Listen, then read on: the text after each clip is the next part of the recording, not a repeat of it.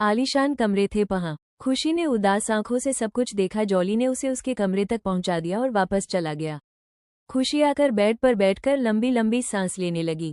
कहाँ तो उसने सोचा था कि कम से कम शादी के बाद तो उसे इस तरह जिल्लत की जिंदगी नहीं जीनी पड़ेगी, और कहाँ भाज यहाँ आते ही उसे घर के रूल्स सुना दिए गए हैं।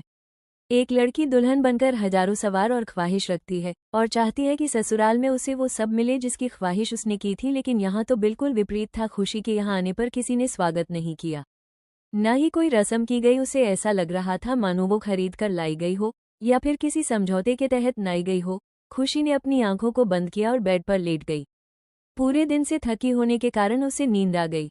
रजत बाहर से एक कमरे में आ गया जहां एक वृद्ध आदमी लेटा हुआ था। रजत ने उनके हाथ को अपने हाथ में लेकर कहा, दादाजी, मैंने आपकी वसीयत के मुताबिक शादी कर ली है। मुझे नहीं पता आप मेरी शादी करवाना चाहते थे, लेकिन जब मैंने आपकी वसीयत पढ़ी तो मुझे लगा शायद इसी में आपकी खुशी होगी। अब आम जल्दी से ठीक हो जाइए।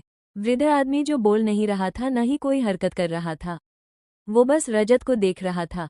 तभी रजत उठा हुआ और एक अंदर उसे एहसास हुआ कि पहली बार किसी ने उसकी तारीफ की, उसको इज्जत दी है।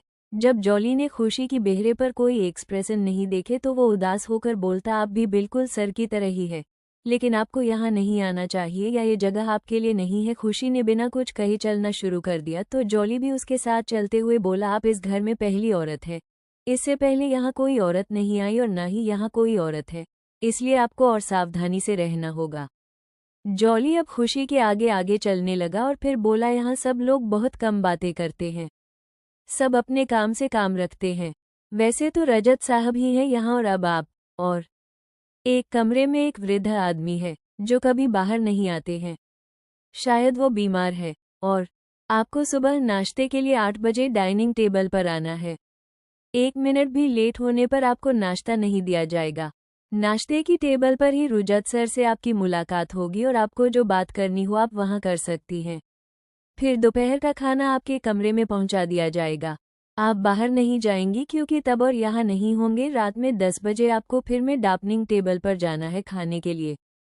इस वक्त आपको कोई बात नहीं करनी है क्योंकि सर काम करके बकर जाते हैं और गुस्से में रहते हैं। जॉली ने सारा काम ऐसे बता दिया मानो उसने रंग असहो दूषी अब अंदर आ चुकी थी। एक